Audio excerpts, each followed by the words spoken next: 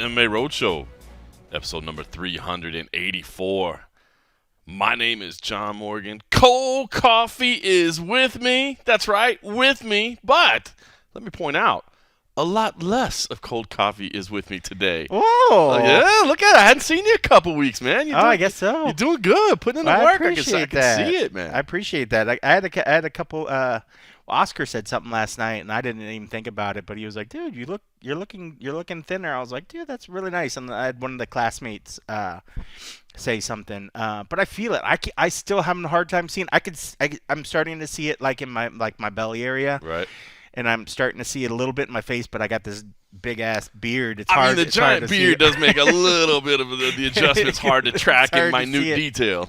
But yeah, man. It's work in progress. I'm down 36. 36 pounds. Wow. Yeah. That's amazing. So I'm hoping we had the UFC gave us that good meal today, and so I might just maybe do a little snack later, or I might just drink water because I'm not really feeling hungry. My body's kind of gotten used to like the intermittent fasting and then getting like a good solid healthy meal. Right. And then just doing some more workout. I've been doing a lot of like 2-a-days. Look at but you. Like just doing like cardio and stuff. Like a lot of times I'll go back into the gym, the garage gym, and like bike for like 5 miles and then hop on like the treadmill or something. Oh, it's got to be miserably hot in there.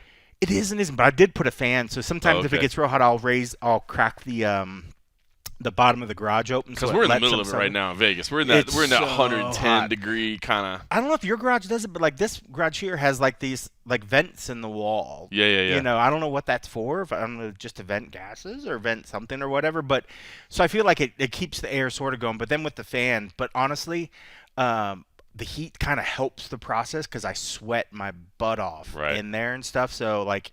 It's easy to kind of keep it going. Like even yesterday after the thing, I was kind of tired after I got back from the contender seat. I went in there and fucking biked for 5 miles and did like another like 10 minutes on the thing. I've been trying to walk more. Been hitting my 10,000 steps like every day. Just trying to go.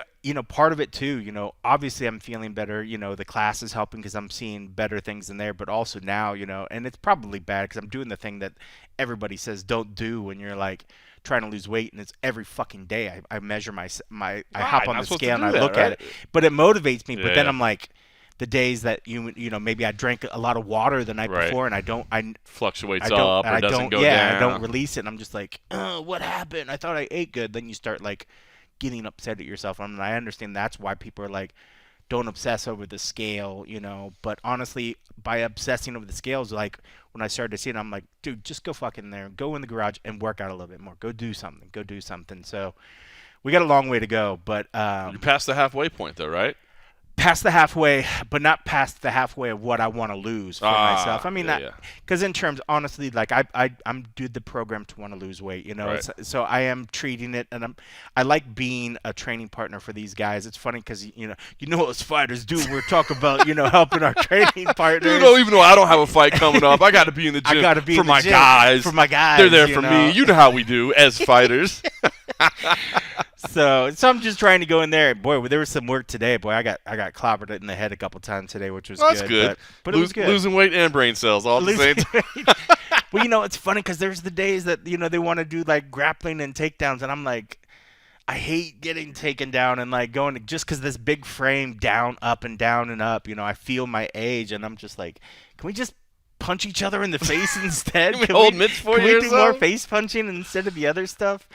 But no, man, it's been good. But I appreciate that, and I mean, by part of it, just seeing some returns starting to come has been more motivating than anything else to just kind of keep going. And I feel like that. I know a lot of people are like, oh, post online, and I feel like a d-bag sometimes doing it. I'm never gonna be probably putting like a workout routine because I'm not a workout person. Like, I'm not going to be like, here, do this if you're looking for a nightly workout, but it has been fun sharing some stuff and getting feedback from people seeing it and stuff. Cause then it's just like, okay, that picture where I thought it was okay, and I'm looking nasty. Who likes a picture of a fat dude sweating And I had a lot of people like that last one because they understand where I'm at. I mean, in there's the a journey. market for everything. You know what I mean? Yes, indeed. New Patreon in the works. or you have to take that to OnlyFans. Is that an OnlyFans That's product? more of an OnlyFans product, I think. But no, it's been good. It's I'm enjoying it. But I appreciate it when people That's see awesome, something man. because it's hard for me. Outside of looking at the scale, I don't see it as much. I feel it like my clothes aren't. Even today, putting this belt that's normally tighter, I'm another notch in. I like So it's just those little things that you're just like, fucking A. It's pretty awesome. Well, Yeah. it's inspiring, and just to kind of support you and your efforts, I am, knocking out some 12-ounce curls over here. You know what I'm saying? Some award-winning past blue But ribbon. you also recently got a comment on. I don't know if you thought he was just tooling you, or if you, because I know you said you were starting to try to work some stuff. I'm trying not See? to. I'm trying not to have as many frosty beverages on a nightly basis. Yeah. I know. All the jokes are, you eat too much. I really don't eat that much. Unfortunately, You I just really drink don't. a lot. People don't know that. Like, I mean, because I know even when we would go to buffets, like I'm the guy that's eating enough for both of us. Yeah. And you pick at shit like a little bird. I'm like, I'm gonna get our money's worth. You did. But you, You did. I You used did. to do some work in Brazil, bro. But yeah, every time we go out to eat, like you always like you eat a little bit, and I'm always like, man, I'm really hungry. I could eat more, and you're Yeah. like, I'm hey, like, let's get that beer. Let's start it in. I'm drinking like 3,000 calories a night. That's You know it. what I mean? And that.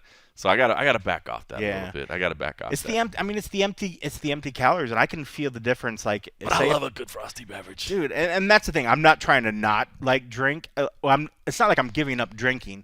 Just right now, especially during like the class, I wanted to make sure that if you say, okay, I'm gonna do this 20-week thing, try at least Commit that 20 weeks. commit to the 20 weeks Right. to try to do as much. I'm not saying that I actually thought about when we got back here. I was like, maybe I'll have a beer, and I was like, maybe I won't.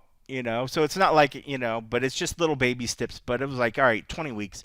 Try to just make it easy on yourself by just saying, hey, I'm not really going to drink much. Yeah. I drank on the 4th, when I went to go back and see family. But it's cool, man. But I noticed the difference. If say I work out in the morning and then say if I eat a little something decently, but if I have a couple beers, I feel like my body doesn't digest the food as well and process it.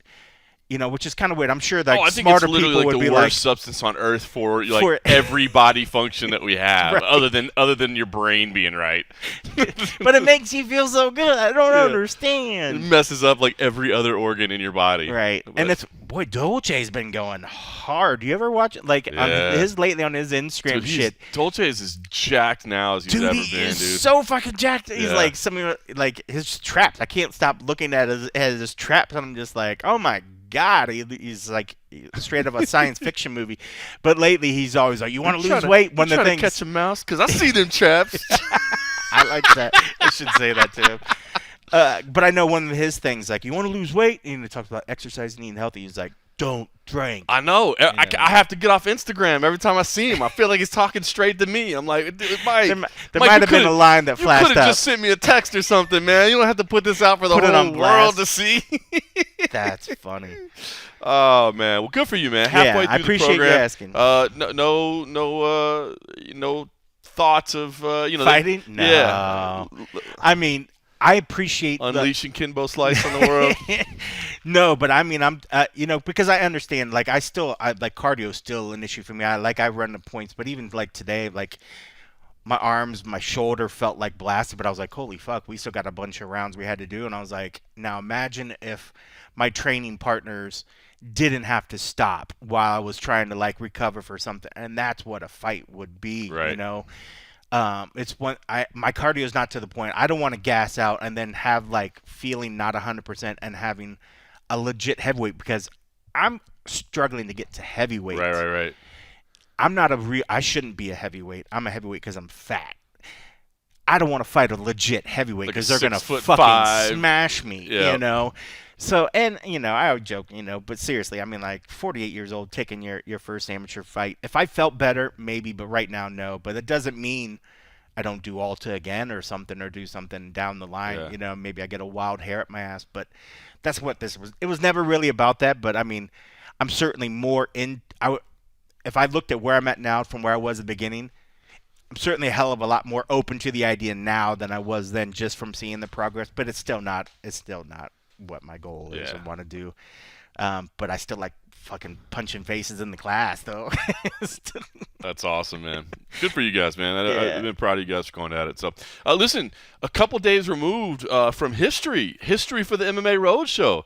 The first ever edition of episode of any kind that had no John Morgan involvement. You've been asking for all coffee for 7 years. I did for 7 years. I was having all cold coffee episode, and we finally got one. Shout out to the members of patreon.com/MMA Roadshow, the supporters over there. They got to hear that little bit of history. Of course, if anybody else wants to go over there and sign up for as little as $3 a month, you would have immediate access to that historical moment in the show as well. And I know you didn't love doing it, but I will say thank you. I had a crazy weekend, man. I will admit, last week I bit off more than I could chew, man. I had too much going on at one time, man. I had a trip to Dallas to cover the UFC, which also included bringing my wife and kid with me, which also included seeing my mom and dad, which I was there, which also included a CFFC event in commentary in Memphis, Tunica, Mississippi, actually just outside of Memphis on Friday night. And, man, it was just crazy. You know, Friday night during the co-main event of CFFC, I get a text from American Airlines, hey, your flight's been canceled. We're working on rebooking you. And I was like, damn. All right, well, you know, no big deal. It'll just be a little bit late or whatever, because I was flying back on Saturday to get to Dallas for the show. And then I get a text, and it's like, hey, we rebooked you for Sunday morning at 7 a.m. And I was like, it's Friday night. Why are you rebooking me for Sunday morning? Yeah. Like, that can't be right. So I go back to my room, and I'm like, all right, well, you know, hey, travel expert, I've done a little bit of this, man. I can make something happen. And so I did find a flight. I mean, this was ridiculous, but I was actually going to fly from Memphis to Charlotte on the East Coast and then back to Dallas, which, you know, a pain in the ass, but at least it gets me there and whatever, man. If I'm on the plane and there's power and there's Wi-Fi, like, you can work. I can work, you know what I mean? So it's not that big a deal. But so I'm like, all right, well, this is kind of inconvenient, but I'm gonna go ahead and go.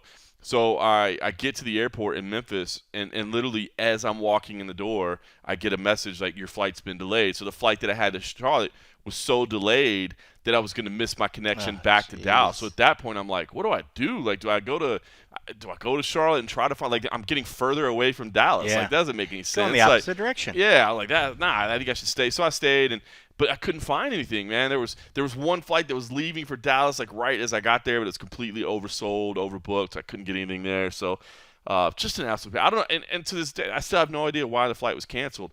But I ended up not being able to fly out till Sunday. So I just went, got like a random hotel room in Memphis and set up in there and had some frosty beverages delivered to the room and opened up the laptop and just watched the pay-per-view from there and flew back on Sunday morning to Dallas, picked up my family. To collect the family and basically then go flew to DFW. My mom came and picked me up from DFW and drove me to her house, which is about 30 minutes away, 35, and then took a little nap because I was exhausted because I stayed up most of the night, and then collected the family, drove back out to DFW and flew home. But ultimately, there was no way for me to do the show, and so I had to last second kind of dump that on you. But you were happy to deliver. I was so happy. Well, there was less resistance than I anticipated getting when I was like, because I knew it had to happen. Yep. It's like one of those things where it's like, oh fuck, because part of me was like, aren't you sure you could just do it tomorrow? And then I was like, I know he's gonna be moving. And I was just like, oh, Yeah. okay, whatever. But yeah, I mean, it's crazy, and it's funny because I was gonna tease you again because that week, I like how you set it up. You're like, oh, I had a lot of things going. The family was here. I was visiting this. Because I was like, oh, you mean also it was in the middle of a fight week. You were leaving the fight week to go do another event. I was like, why does that sound familiar? Why does that sound familiar? What's happening this week? What's happening this week? I'm leaving to go do another event. Yeah, that's something. So, as John said, lesson learned, I suppose. But no, see, wasn't the problem. It was all the other stuff. But yes, actually, thank you for pointing that out. I am actually flying out tomorrow morning. Thursday morning, I'm flying to. Now, this is a much shorter trip. I'm going to L.A. from Vegas. And I'm going to be calling Callum Walsh's next boxing match. So I'm pretty excited about this, man. This is Hollywood Fight Nights is the name of the promotion. It'll be on UFC Fight Pass. So if anybody wants to check it out and see me doing a little bit of boxing commentary, I certainly would appreciate it. Thursday night, Callum Walsh, undefeated King Callum Walsh, young Irishman, 3-0 thus far in his career, 3 first-round knockouts, and had a chance to meet Dana White and Tom Loeffler, who's the promoter, actually got a deal with his promotion on Fight Pass, and he's fighting Benjamin Whittaker in the main event. It's a 6th-round fight at 154 pounds. And I already talked to Tony Ferguson as well. Tony Ferguson trains with Callum Walsh a little bit. He said he'll be in the house, so be sure and check in with El Kukui. I was going to say, if you want to see this kid, back in, I guess that was MMA. That wasn't even that long ago. It looks like it was in the UFC 274 fight week. They brought him in the back. And remember, they were like, I remember Chris Costello, UFC PR, was like, hey, guys, we're going to bring this kid back, boxing. He's going to be doing the UFC Fight Pass. And I remember we were just like, who is this? Who is this? He comes in. He was super polite, fresh face, young, looked like a young little kid, He was 20. I guess he's 21 at the time. Right. I guess he's probably 21, still yep. 21 now. Yep. But, no, it's pretty spectacular. But if you want to see who this kid is, he's obviously got a lot of hype around him. From what it made it seem like, they made this sort of thing around him. Yeah. Which is pretty cool. Yeah. No pressure, kid. None at all. No pressure. Yeah, you came in and met UFC President Dana White. He wants to see you do well, and he's building this organization around you. And so check it out. But yeah, no, I'm excited. I've gone back and watched his fights, obviously, in prepping for this event. And like boxing, he hasn't really been fully tested yet this early in his career. Just 3-0, 3 first-round knockouts. But this week, on Thursday night, he'll actually be fighting Benjamin Whittaker, who's 15-8. So obviously, still not a top-ranked guy yet, but a much more experienced guy. This is not and it's not somebody that's 0-12 or 1-15. And I talked to Tom Loeffler, the promoter, on the phone, and he said, listen, that's the way we're building this organization. He's like, if you want to call it kind of more of that MMA mindset of the way you guys have done it, then maybe so. But we're not doing showcase fights. We're here to get guys tested and to push them. And he's not fighting a world champion yet. He's 3-0, but it is a step up in competition for him. So they're not waiting until he's 15-0 or 20-0 to give him a step up in competition. He's getting it now. So I'm excited to do that. So. And remind me, he trained under Freddie Roach as well, right? That's right. Yeah, yep. that's legit. That's legit. Yep. Trains with Freddie Roach. Had a 44-10 amateur record as a young teenager, and then came over and That's crazy. Wanted to train with Freddie Roach, and they said, all right, you can do 21 years old, and he's already had a 44? 44-10. So he had 50, That's so ridiculous. 54 amateur He started fights. fighting when he was like 10? Yeah, he was like 13, I think, when he started fighting. My Lord. Man. Yeah, it's crazy. So that's awesome. I'm excited for it. So yeah, obviously I've been to some boxing events and covered some boxing events, and people always say, oh, hey, you're into MMA, do you watch boxing? And I tell them I like boxing, but truth be told, I really don't get to watch that much of it just because the events are usually running the same time we're doing events. So my attention's on that. But certainly a fan of the sport and have an appreciation for the art, and looking forward to be a part of this broadcast on Thursday night. So tune in on UFC Fight Pass if you will. Let's show them some numbers. Let's let them know. So you get some more offers. Yeah, so maybe they want to bring me back. It's just a one-time thing for now. They need somebody to fill in. I think they've done a couple of shows, and the talent that they were using wasn't available, so they brought me in. But hey man, maybe I impress them a little bit, and they like me, and they say, be our guy, John. Be our guy. You are becoming the UFC Fight Pass commentary guy. Well, that's the thing. I wanted to chase this part of my career, and that's, unfortunately made some changes in my day job, but enjoying it and getting to chase this part of it, man. You know what it didn't change? What's that? You still getting nominated for the MMA Journalist of the Year against your arch rival, Mike Bond. Oh, yeah. And that other outlet you used to work outlet for. over there. Yeah, I did get nominated once again. I appreciate you pointing that out, man. It was a busy week last week, so I still need to tweet about that. I was going to say, you haven't tweeted anything. I know, I need I've to. been making a big point because I know that, I've never been the biggest fan of this thing, but I also know that between loyalties on sides and stuff, I was like, I'm just not even going to fucking tweet anything. I'm not going to say anything. They've been pushing it, obviously, how they do. They want everybody to retweet and say stuff and blah, blah, blah. I'm just like, I hate the awards in the first place. This is just giant popularity contest. But I was like, I'm not going to, because I felt like that's like drawing weird conclusions that people are like, oh, why is he doing this? Isn't he gonna blah blah blah blah blah? So I'm just like, I'm just leaving it alone. I enjoy the Fighters I was Only mad Awards. upset that Oscar didn't get it. I was like, I probably shouldn't share his story why he thinks he didn't get nominated. Yeah, I'll tell you off. All right. And thanks for listening. I want to hear the story. Hear the story. No, I do like the Fighters Only Awards. I enjoy the ceremony. You're right as far as the popularity contest. I mean, it literally is just a fan vote. So Junkie should have had it for multiple years, since the last time we won it. And, now the fact that they're just like, all right, let's just give it to the guy that has the biggest platform right now. And it's just like, is he still even doing journalism at half the time? He's like, come on, guys, really? But that's it. I like it. I mean, I like the guy. I love coming to the awards, man. You get fucked up, have a good old time. Everybody's all dressed up, and we got open bar, and I just have fun, and it's a good time, man. You get to see everybody. When are I've we never seen you turn down an open bar. Oh, no. I'll be a fan of anything if there's an open bar. I'll be like, oh, no, I love this, man. You're like, this is the funeral parlor's convention of the year. I never knew a knitting convention could be so cool, man. This is awesome.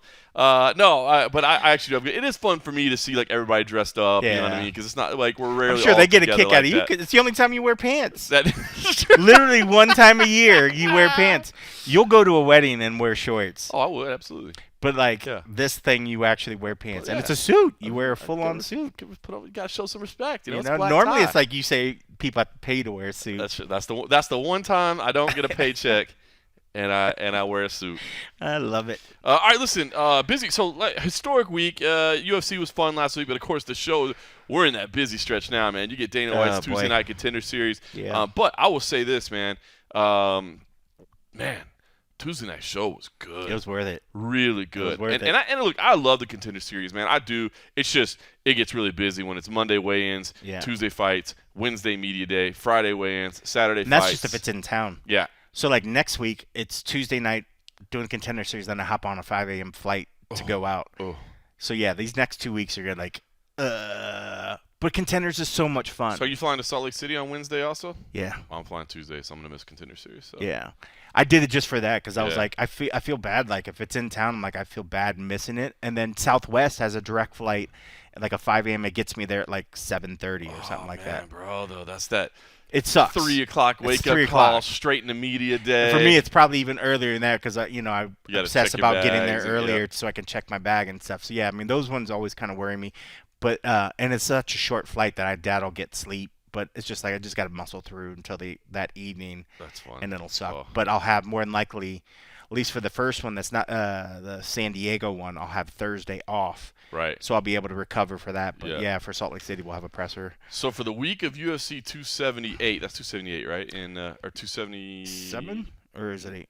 78. I think Dallas was 77. I can't you're right. Salt Lake 278. So I'm just going to shout out to all the MMA Roadshow listeners. Week of UFC 278, look for a cranky cold coffee on Wednesday night who is woken up at 3 a.m., done a media day, and then sits down to record the podcast. Yeah. But at least we'll both be in Salt Lake City together. We'll actually be on the road together because I'm not doing San Diego, but I will be doing Salt Lake. So the Roadshow will be on the road together. Salt Lake City. It's been years, man. It's been a long time. Years. That's that one where we were staying way outside of town, too. I will drink. I will drink then. Yes? I will drink. Yeah. I'll need it, because at some point you're like, I'll just be so like, I'll probably have a beer. I imagine a beer? Well, we'll see. Come on. We'll see. You're not having a It's beer. a press conference the next day. We'll see. At 5 o'clock at night. We'll see. If you're not recovered by 5 p.m. at night. Oscar's actually been really good, too, because he's going to things. He's like, bro, you want me to bring my mitts? We can get work. I was like, dude, that sounds really good. So we'll see. I don't want to talk myself out of it because, I want to have a beer. I'll sit there and have frosty beverages and watch you guys hit mitts and just critique your form, talking trash. It's been fun. It's fun. Oscar's he's got really good movement. He's got quick hands and stuff. So it's been fun. I like giving them, obviously, like a lot of the young kids, as I call them, because they're all literally could be my children. I like being able to give them work, but some take it easier on me because I think they're afraid to sort of punch at me. But Oscar doesn't. Oscar's just like, fuck it, yeah. That's why it was funny about the other guy that I was going with, Richie. There's a big guy that Oscar was talking about. He's 31. He certainly had no qualms about throwing some fucking heat. But no, I like it. That sort of stuff. And I know Oscar's taking this very, very seriously, and like he's been getting work on the road. So I know he wants to try to do it. So if we did it, we would probably end up sparring as opposed to like just like here, hit my mitts and stuff. All right, like so that. we just clear out a hotel room. I get to drink frosty beverages and you guys spar. I'm down. Yeah. It wouldn't be like crazy, but yeah, I'm down. Calm down. I might live podcast I while was you like, guys. you- I'll As soon as I commentate. started saying that, I was like, oh my god. I'll commentate your sparring Only for session. Patreon members. Oh, that would be great. You guys would be cracking up. Oh, that'd be fun. All right, listen, contender series. I did want to ask you real quick. First of all, a heartfelt shout out to my man Charlie Campbell, who of course fights in the CFFC, and I mean my man Charlie Campbell, the Cannibal. He had the contract locked up, dude. They were already legal was already typing his name on the contract. They were just ready to hit send on the email, and then he got clipped by Chris Duncan. And good for Chris Duncan. I mean, Chris Duncan multiple times, and we know the journey that he went through of like, I'm fighting, I'm not fighting, I'm in the UFC, I'm not in the UFC, I'm back on Contenders. So good for him. But to weather that storm, oh, I mean, he gosh. was getting pounded. And what was crazy is the fight before that was so darn good. Because I remember somebody came at me on Twitter because when I tweeted out my picture, I had a slash and I had the co-main guy. I was like, man, maybe give it to loser. And he's like, what? You're not going to give it to the main guy? And I didn't even really think about it, but I think it was like at the end of the event, I was just like, oh, man, let's just get to the back. So I did the picture, and I was like, more I thought about it, I was like, you're right. He was sort of leading it, but maybe it was the fact that we didn't have that such back and forth like we saw in that second to last fight between the two that made me just think like, oh my God, both these guys are equal level. The thing that when I was thinking about on this one with Campbell is that he was so dominant, but it was like the first time Duncan touched his chin, he went down. That just goes to show you how hard Duncan hits, because that's why I think it is. Does not have like a suspect. That's chin. what I was gonna say, and I doubt that it's that. But I was like, man, why didn't I initially think like, oh, it had to give that guy a one? And I was trying to come up with reason. But I think it was just the fact that it was the end of the event. It was so quick, and that fight before it was just so back and forth that I was so excited by it. Yeah. That at this point I was just like, okay, well this guy's getting a contract, and then I left it alone. I'm definitely biased because I love to see guys from the CFFC get love and move up to the next. Yeah. But I thought the same thing. I was like, hold on, man. Charlie was literally tuning him up, man, and I thought showing really good patience, right? You see that sometimes, especially with young guys. They hurt somebody and they rush, right? He was like, whoa, back away, sprawl, hit, landing big uppercuts. So I thought, if there's one that you could, it's like, well, dude, you were winning that fight until you got clipped by one shot. You know what I mean? But to your point, Benicio Salvador at flyweight, I'm all in on this guy, but Shannon Ross was his opponent, the one that had an amazing fight as well. I honestly thought Campbell and Ross were both candidates for being, and we've only had one so far where a loser has gotten it, and in that fight, Dana thought it was judged the wrong way and it should have gone the other way. Yeah. So, I don't know that, there certainly wasn't any incorrect judging with Vinicius and Campbell straight up lost. So we haven't seen somebody straight up like lose and get one. But I did think both those guys should have been at least in discussion. And he even said that afterwards, he's like, those guys are UFC caliber fighters. Like, it was which one was it? Was it when he's like, it was a compliment and not a compliment. That was Salvador and Ross, I believe, where he's like, that was a UFC prelim level fight, and you're like, it was funny. Like, I know he meant that as a compliment. Like, it could fit on the UFC prelims, and nobody would be like, what is this doing here? Like, you would be like, oh, that was a great fight. But it sounds funny because you're saying like, oh no, I mean, you're at least like a UFC prelim kind of guy. It was pretty funny. You're the guy that people haven't showed up yet to watch. But no, I mean, it was, and the way he said it, you're exactly right. I think his brain, when he thinks about it differently, maybe in his mind, he might come back and say, prelims, we want some of the most exciting guys to start the night off, so we put them on the prelims. Whereas a lot of other people we're always like, are you upset you're not on the main card? Like, maybe we're the ones that are making it worse than what they see it as, So in his mind, maybe he was thinking like, dude, I'm giving them my second best compliment, or something. I will say this, in terms of like Dana saying stuff sometimes, not really realizing the implications of it. I will say kudos to him for coming back and clarifying after last night that Anthony Smith did have a break. Because remember, like, again, even though that news was already out by that time. It was, but I think he wanted to make sure, just because that people heard it from him because he felt like he set it up. In Dallas, he was like, they were like, is there a fracture? And he was like, no, they didn't find a fracture. You know what I mean? Yeah. And again, it's not him thinking like, oh, what did I just do? Like, I basically made it seem like Anthony Smith was like lying about having a fracture. Like, it's not what he meant. That wasn't the initial thing. So so that was him owning it. Yeah, that's kind of cool good. for him owning You're right. it. All right, the last thing I want to say about this, I just want to say, I guess, I wanted to ask you, but I think we'll probably be on the same page. But I was going to ask you if any of the five most excited you, but I have a feeling it's probably saying that. Benicio Salvador, number one, as a flyweight, finishing fights, unbelievable. But if this kid can learn some English, man, because his personality was hilarious. And obviously, Fabiano was doing a great job translating, and Fabiano is the Portuguese translator you've seen a lot of lately, and he does a good job Well, because he did some work today. he did some work today. He had some long answers, but he does a really good job translating. But it was so funny because my limited Portuguese based on my limited Spanish, like I was picking it up as he was saying. Yeah. It was kind of funny that he was basically talking about how great it was and how great it felt, and then he picked up the Monster water and held it to the camera. It's like, and it was because of this Monster water and this Monster energy, like plugging the product or whatever. And then later on, he plugged the Howlerhead whiskey as well, doing just like, product play. And it was just, the energy was great. So, I mean, a guy that can fight like that can talk like that, that can have that much fun. But if he could take that next level, and again, I always preface this by saying, I'm not that jackass that thinks that everybody needs to know English. I get it. Where you come from, they speak Portuguese, and I don't speak much Portuguese. I get all that. Yep. But the majority of the fan base, obviously, especially here where they're paying pay-per-views, which drives the the revenue rates, it's an English-speaking audience, and if you can communicate with them, it just resonates to a higher level. I mean, because if you could break in that market with that personality, I mean, it would be gangbusters. I mean, that's one of the crazy things about American fans. Like Brazilians love Brazilians.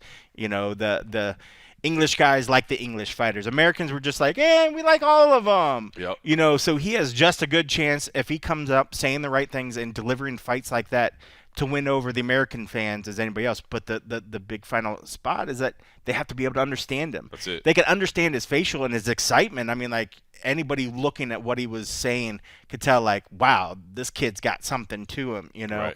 But man, I mean, imagine like if Patty Pimblett or Molly McCann, like two of the popular writers, are like, their personalities had to go through a translator. You know what I mean? Like, they still have personalities, and you still see the energy, but then you're waiting a second for this guy to translate. It's just not Imagine quite the if they were super drunk up there, then having to wait for that to get translated, and then ends up they're just talking about pizza and the bad parts of left over of the pizza or the sandwich or whatever. It was so funny. Oh yeah, Molly was they're post-fight press conference. She was so wasted. At some point, I was just like, can we just pull the plug on this already?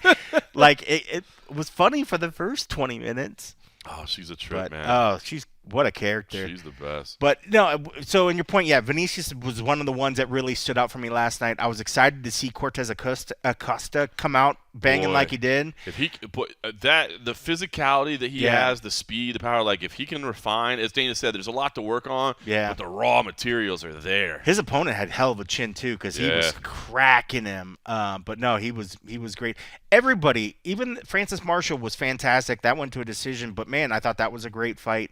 And then of course Duncan, man, I thought he was saying the right things as well in the back. I mean, he's another cat that if he could build him up in that market, man, that's huge for them. I mean, I think they look at these European guys and they're just like, please do well because we could build you. Absolutely. That market's hitting off. But yeah, I mean, I didn't have that big of a problem with the first week of Contender Series. I know a lot of people were like, oh, just blah, blah, blah. And Dana's like thinking it was like the worst thing ever.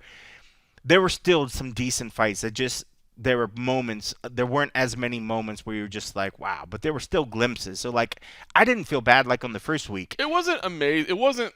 You're right. I'll be honest with you. I think Dana was most upset that show happened while Lorenzo was there. I still thought we were going to see 3 contracts. Yeah. And I'm pretty good at picking these things. In seasons past, I think we would have saw 3 contracts. That's funny. But there was just something weird about that particular night, and I guarantee it was because it was Dana, and on his right was Lorenzo. On his right was Lawrence Epstein. On the far end of the table was Hunter. Those guys are never there. Yeah. So they literally brought out the big dogs to everybody get together and powwow, and they probably wanted to have great fights and then go back and plan the taking over of the world. And then they had fights that didn't live up to it. I really think that was part of his frustration. I really think that was a big part of his frustration. Right. I bet you're right. Lorenzo was there. But you're right. It was. But Tuesday was great. So if you haven't, for whatever reason, seen this week's Contenders episode, seek it out, man. It was highly, highly entertaining. And, of course, it all leads into UFC on Saturday night on ESPN and ESPN+. The main event, Thiago Santos versus Jamal Hill. Great light heavyweight fight, meaningful light heavyweight fight. One that Jamal Hill opened, I think, is like a minus 250 and continued to be bet up all the way to like a minus 300, I think, is when I looked at it this morning. And I think that's understandably so. I mean, I guess what's interesting about this to me, I mean, everybody's going to look at Thiago Santos, and you hear it all the time. You're like, yeah, he's just not the same anymore. He had the knee injuries, and he's not the same guy. But he's also facing some elite-level competition, man. I mean, he is facing the best of the best and having some setbacks. But, not getting tuned up, man. Not like just getting absolutely worn out in these fights. He's competitive, but he's just not winning. I mean, you look at who he's lost to. Okay, yes, John Jones, Glover Teixeira, Alexander Rakic, and then Magomed Ankalaev. I mean, he's fighting. Scrubs. Yeah, he's fighting scrubs. nothing but the top 5, right? And then you look at Jamal Hill. Now, Jamal Hill, I'm not trying to take away from a win over Johnny Walker, a win over Jimmy Crute, a win over Vince St. Preux. I mean, all those are relevant, victories and meaningful victories, especially, when you're doing them the way he has in the first round, these last 2, picking up performance bonuses. But Paul Craig, of course, showed that there is a path to victory on the ground. And, we haven't seen him really pushed late very often in his career. So I guess there's paths to victory here.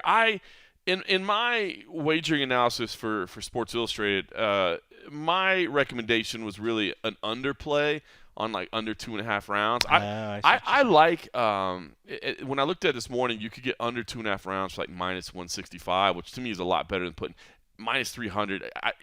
Any matchup in MMA, once you start getting about -300, that scares the heck out of me to put that type of money down. So I'm intrigued by this fight. I think a lot of people are probably looking at it as it's an automatic win for Jamal Hill. I wouldn't go that far. I do think he's got to go out there. But I will say this, man. Jamal Hill, his scrum today was intense, man. Like he just feeling it. He got a little bit emotional talking about, reminiscing over, watching it on TV and just dreaming about being here and and now he's here in his second main event in a row and, coming from nothing and now he has a little something in his pocket, and man, he got emotional kind of looking back, but he's also just intense when he talks about, so I think somebody asked him about whether, he sees kind of a lessened Thiago Santos, and he was like, I whip the ass of whatever version Thiago Santos shows up. It's the Thiago Santos that fought John Jones. I'll whip his ass too. And it's that confidence, and he's got the skills. And man, this could be, I think, I think this is a big breakout moment for him right here, potentially. Although Thiago Santos, for his part, and Thiago doing his interview in all English, by the way, continues to do that. Yes. But, he said, look, it's the best training camp I've had since before I fought John Jones. He said, obviously more fighters said that. I know, right? Yeah, best camp ever. And obviously he's a dad now, so he did talk about, kind of that motivation. He's got that dad strength. I mean, and I think that's the thing we always thought Thiago was missing was strength, right? But now, as a dad, strength and toughness. Yeah, we always thought. But I don't know. So listen. Meaningful main event, not one that's going to secure a title shot for anybody, but I think this is a big breakout opportunity, I think, for Jamal Hill if he wasn't right there.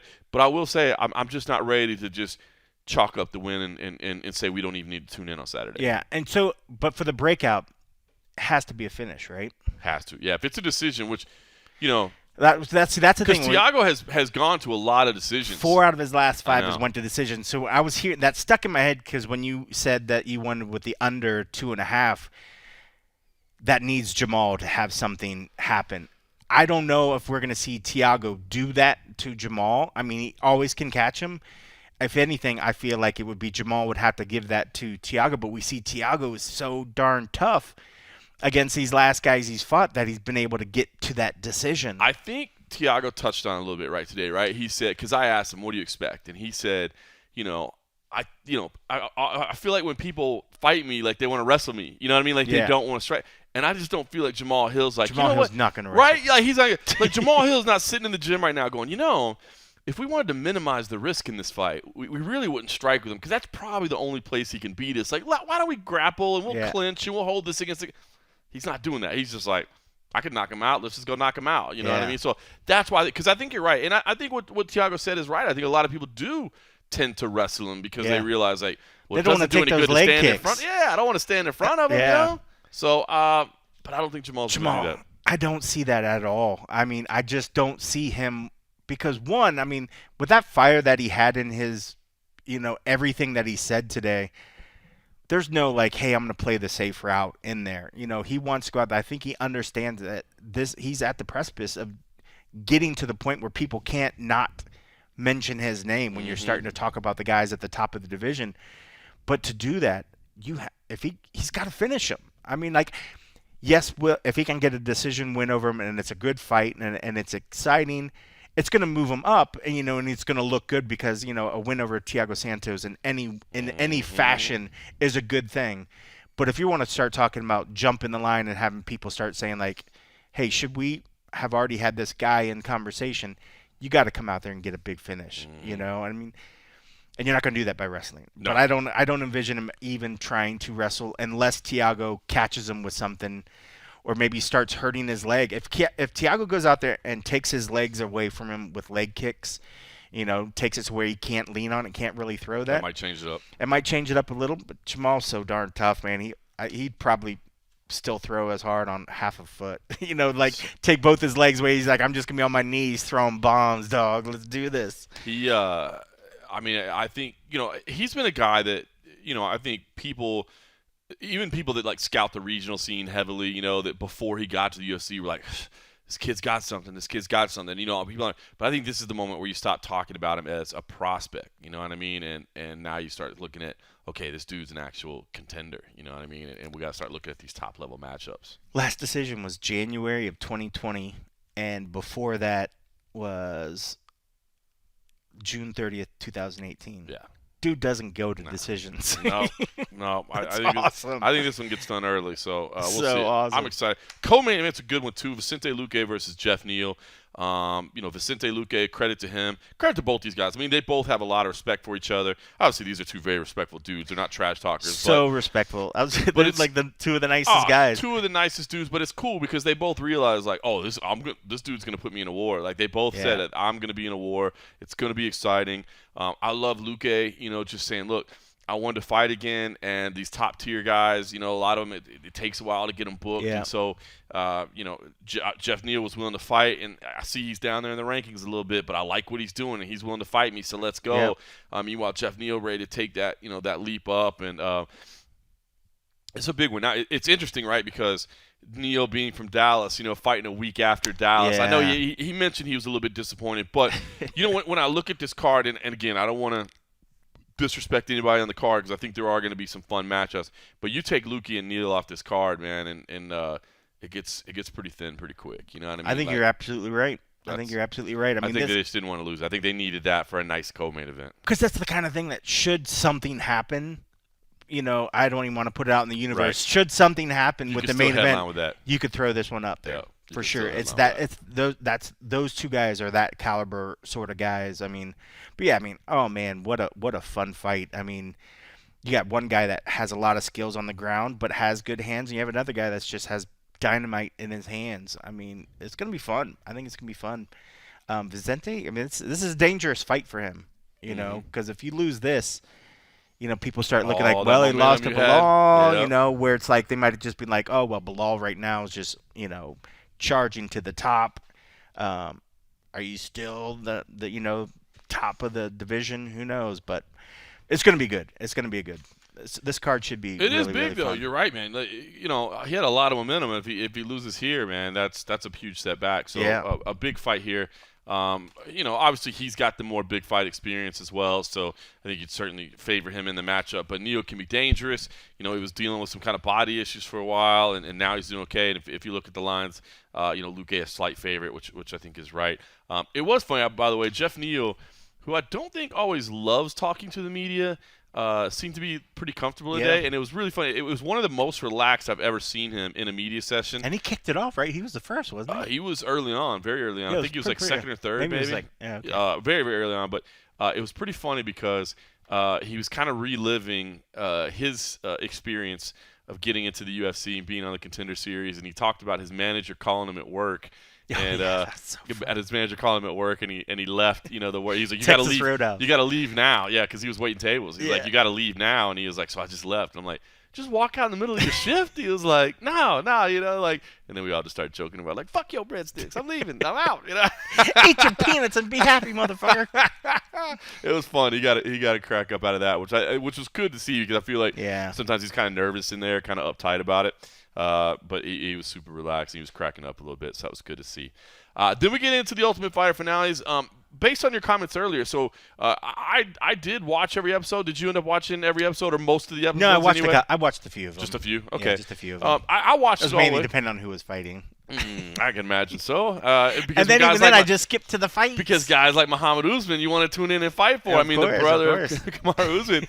All right, Mohammed Oozman versus Zach Praga. They were teammates not only on the show, but they were actually teammates in the gym before they ever got there. So very, very familiar with each other. They made it to the finals. They're both, like I said, they were both on the same team, Team Pena.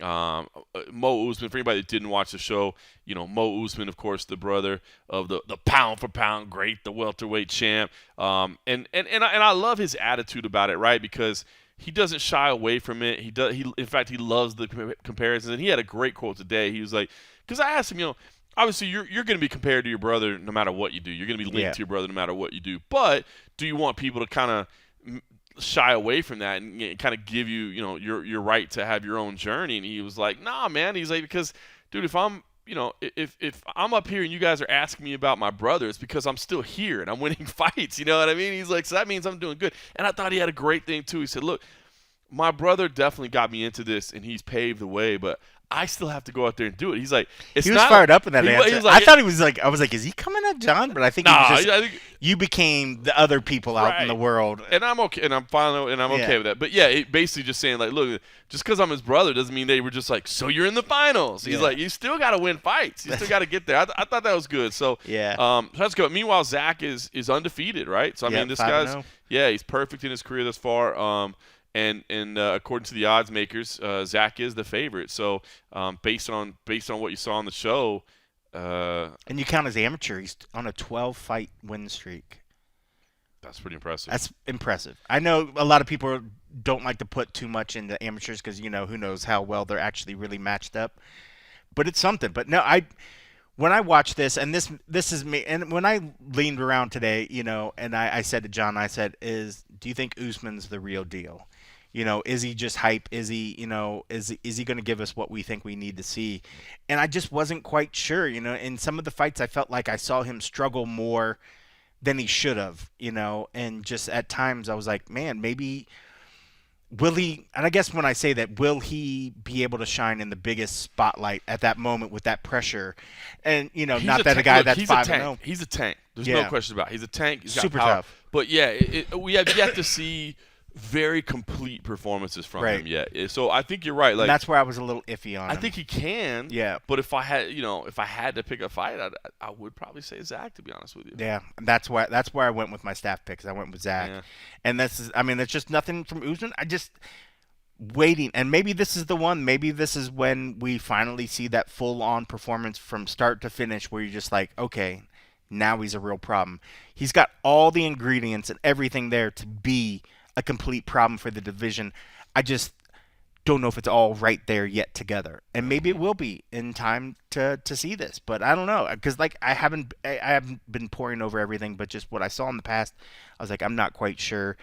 But everything's a toss up with some of these competitors. And the other thing too is, they can make pretty solid improvements from the time they get off the show to the time they hear, because now they know, like, they're all like, this is their shot. It's one thing to be fighting on the regional stage and thinking, maybe the UFC will see this. Maybe this tape will make it around to Sean and Mick and they'll give me the call. It's another one to know, I win this fight, I'm in the UFC, period. Yeah. Even not like, the Contender Series, you're like, well, I got to win the fight and I got to impress Dana. Right. And we love the Contender Series, but this is a different scenario. It's like, I win and I'm in, period. You know what I mean? So there could be a lot of dedication. So I do think Zach is the favorite, deservedly so.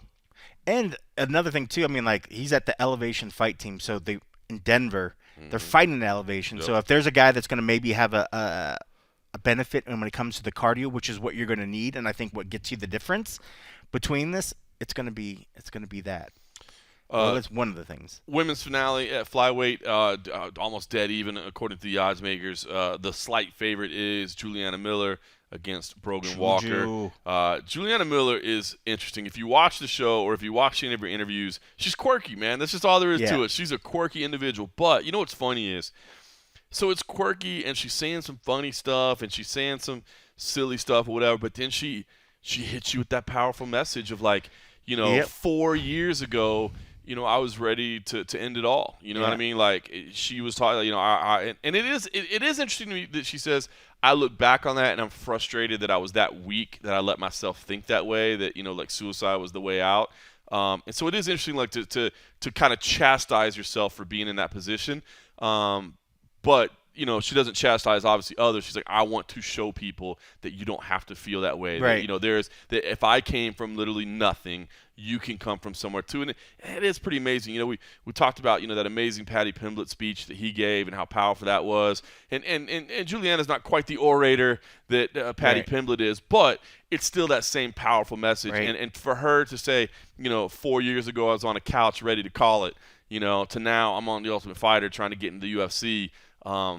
It's pretty darn impressive. Pretty powerful, man. It's pretty impressive. It's really, and I wouldn't look too much in the there's one way to be sort of self-deprecating and say one thing, and maybe when she said it, if she goes back, she maybe would choose different words to sort of say it instead of saying like, oh, I was so weak in that moment. I can't believe I did that. Right. Because then when she goes on further, she said some very powerful, very very clear thoughts, and that meant a lot. But man, she's shown so much growth in that series, and I can only imagine that it's gone on more. And I love her personality. She's just quirky. She's fun. Doesn't mind talking a little shit. Oh, I know. Doesn't mind talking a little shit. And then she's just up there, like we talk about Vinicius, who was showing personality and just being quirky. She went up there, started reintroducing herself in the big sort of buffer-esque voice, just enjoying the moment, and there's just something refreshing. I know some people online, I looked at some of the people on the YouTube stream were just like, oh, come on with this girl. And I'm just like, how can you hate on that? Like her energy level was just takes you over and you can't help but watching it. And then she talks about something good, and then you saw the same people like, oh, man, she must have been a psychiatrist. I'm like, well, if this is what you're thinking that you need to make a joke about it, you're obviously just a dick, and you're just going to be hating on anything. But it's going to be good. I mean, I look forward to good things, and this is just another, case where we've seen fighters grow. They've grown into themselves on the show, and that's one of the things Dana always loved about the show is that you're building these characters and people, you're really finding out a lot about them. But I think these people as well found themselves and now have found their voice. Mm-hmm. She's probably always had a voice, I imagine, and comfortable to say stuff. But the way that she was able to sort of do it and tell it in a way that was very visual, and you could see what she was going through was powerful. And I love the fact that the fighters are talking more about mental issues and some of the other stuff. And it's because it's not an issue that just deals with fighters. There's people dealing with stuff all over when it comes to grief, depression. I know my past couple of years I've been very, very dealing with depression and grief and other stuff, and going to the gym and doing what I'm doing now has made me feel better. So when she was saying some of these stuff and how she resonated, it just really resonated her path, and then others dealing with it, So I love the fact that fighters are using the platform to talk about it and say stuff. Some might come out more eloquently than others, but the idea is still there. Just to make it okay to talk about it. Just to make it okay to talk about it. And that was, what the essence of what Patty said. Patty was saying. It wasn't even, right. It was just like, just make it okay to talk about it. Right. You know what I mean? Like, it's okay. Like, there's no stigma. I agree with you 100%. And it's cool. So should be a good fight. And Juju can fight. I mean, Brogan's more experienced. Brogan, it was funny. She likened herself to Amanda Nunes in the way she fought. But in fairness, so did Julianna Miller as well. Who said, southpaw, touchdown. So it should be a good fight. Juju can fight. By the way, I will say this too. I forgot to mention, and it came to my mind when I said that she's okay talking shit. How about Zach as well, just coming out and being like, well, once I went here, like, there's some UFC heavyweights. Oh, yeah. If you go watch it, and it's like, like, he's like, you threw out, you're like, just name some names, and he had names dude, ready. So he goes, once I get in, he's like, there's some UFC heavyweights that got signed during the pandemic that I don't think are very good, and I want to beat them. And I'm like, Well, go ahead, because he says eventually he'll go to light heavyweight. He thinks when he, is in title contention further down his career, it'll be at light heavyweight. But he's like, but for now, there's heavyweights that I don't think are very good, and I want to beat him. And I was just joking. I'm like, well, throw out some names. He's like, absolutely. He was like Parker Porter. He had a couple of them in mind. I was just like, damn, dude, he's literally rattling off names right now. Like, oh my God. So his last fight before he got into the Tough House was at light heavyweight. Yeah. Yeah, Marcus Perez. So I mean. Which is good because when you look at his frame, he's thick. Mm-hmm. He's a big boy, man. If he can maintain light heavyweight, he'll be a problem. Another heavyweight fight in Augusto Sakai versus Sergey Spivak. Sakai, of course, 3 straight losses, frustrating, but against some elite level competition, so worth pointing that out. But did say, by the way, that he made a change and went to American Top Team. I mean, and that's, you talk about a great place for heavyweights. I mean, for anybody, really. They got every division. They really do have covered. They really do have every division covered. They're so steady. But, it's funny, in talking about we're still kind of talking about the UFC, but in looking ahead to the PFL is this weekend as well. The playoffs get started. Of course, Anthony Pettis and Stevie Ray in the main event there. But Omar Akhmedov and Josh Silveira is one of your semifinals. And it's so funny because you're talking about ATT, that was supposed to be Shoeface. So it's supposed to be ATT versus ATT. It's supposed to be Akhmedov and Shoeface. Yeah. Shoeface gets hurt. So an ATT guy steps out, and another ATT guy steps in. So now it's still ATT versus ATT. And by the way, I talked to Josh Silveira, and it was pretty cool because he said Conan, his dad, will be in his corner for the fight, even though he's cornering against another American Top Team fighter. And he was like, and to their credit, they said, look, we talked to everybody before the season started. They all understood this was going to be the situation. But they were like, but he just said, like, I hope people understand, like, this is my dad. You know what I mean? He's like, I understand it's a coach versus coach conflict or whatever. But he's like, and I told him, too, I was like, yeah, bro. I'm like, it's your dad. Yeah. Like, you shouldn't have to step out and be like, well, it's my son. You shouldn't have to explain it. It's like a no-brainer. Like, why does this coach have the same name as him? Yeah. It's like I'm coaching against an ATT guy, but not really. I'm coaching my son. So looking forward to that. By the way, I'd still love the PFL concept. And by the way, Pete Murray, I love this concept. So for anybody that didn't see this for Sports Illustrated, Pete Murray told me this.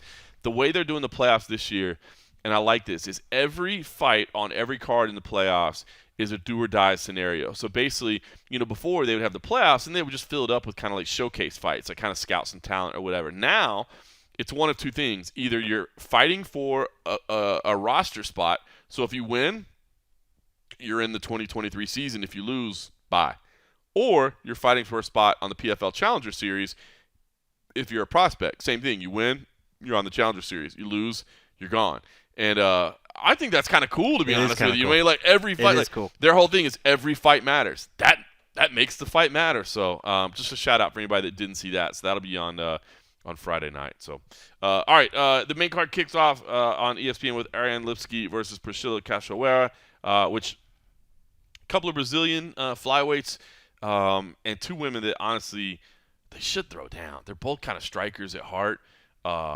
I think this should be a fun way to start the card, man. I think these 2 girls are going to come out banging. Priscilla Casuara, I think a lot of people tend to judge her first by her debut, of course, where she just got absolutely throttled by Valentina Shevchenko, but then she ended up losing like 3 straight. But she's 3-1 in her last 4. Meanwhile, Ariane Lipski, the Muay Thai specialist, but she's at ATT as well, so she's certainly rounding out her game. But that could be a fun way to start the night, man. I think I'm looking forward to this main card. I think it's going to be good. It should be really, really good. Casuara is no joke, man. I think I picked her in our staff picks, which kind of breaks my heart because Ariane Lipski is absolutely gorgeous.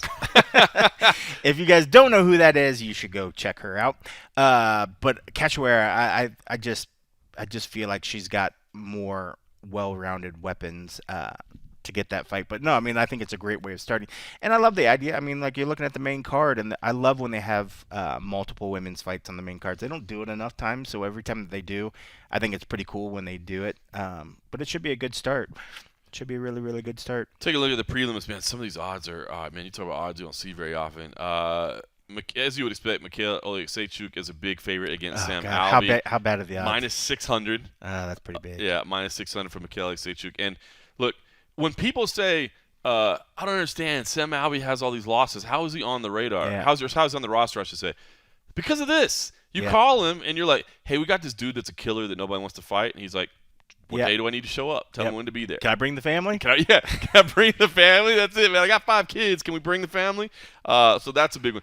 Check this one out, though. Terrence and Dana McKinney. loves Sam Alvey. Oh, yeah, because he's going to come fight. You know what I mean? You know what you're going to get in a Sam Alvey fight. You know what you're going to get. He's going to try. Terrence McKinney is a minus 850 over Eric Gonzalez, man. I was a little bit surprised to see that. I mean, I understand Terrence is legit, and Eric, just kind of still settling into the UFC, but minus 850, that's up there. Brian Battle is the favorite over Takashi Sato.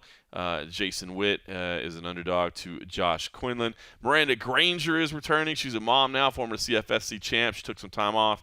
She's up against the prospect in Corey McKenna. McKenna's the favorite there. And Stephanie Egger is a slight favorite to kick off the night against Mayra Bueno Silva. So busy weekend. Like I said, man, it's that time of year. We got Tuesday night Contender Series. We got some boxing on Thursday night with Callum Walsh. You want to watch that on UFC Fight Pass? You got PFL you might recognize the Friday voice night. on there. Oh, you might recognize the voice. PFL on Friday night, ESPN on Saturday for the UFC. I love it. I don't give a damn. Saturation, give me fights every single. What I like, though, what I really like is when they're not all on the same night. It bugs me when there's 6 things on one night, and I'm like, I can't watch all this. Well, you're sitting there, got one screen on one thing, another one, because you miss shit. You can't. I hate it. It's the worst experience ever. Like, I honestly, if there's 2 shows on at one time, I'd rather just focus on one and go back and watch the other one later. That's what I'd. Well, I don't know why I didn't think about that. Go back and watch it, because I'm always just like, let me just see the results. Yeah. But I don't usually try to do the 2 things because it never works for me. I can't. I feel like I don't take enough out of it. I don't. Yeah, it's like my eyes only look in one direction. I can't spread them out. There's some jokes, but I'm gonna leave them. I never. There's throwing some insults out there, people. All right, listen. Yeah, good to be back with you, my man. It's been a while. Thank you again for filling in for me. Fuck all that all coffee shit. Yeah. All the fans let Coffee know it was way better without John Morgan in it. Tell him, hey, we need some more solo episodes. Thank you for those that did not cancel all your memberships after that one episode. That's so great, great. All right, so next week you're in San Diego, so we'll either have to do remote or I'll do solo. We'll figure that out. Then we'll be together in Salt Lake City, so that'll be fun. And then I have no idea what the world holds after that, so I can't think that much in advance. Yeah, because I was even just thinking, I was like, Tuesday night's going to be kind of rough. I was going to say we could always try to go early, but Tuesday night after doing Contender Series, then trying to pack and then I don't want to think about it. I like the solo idea better.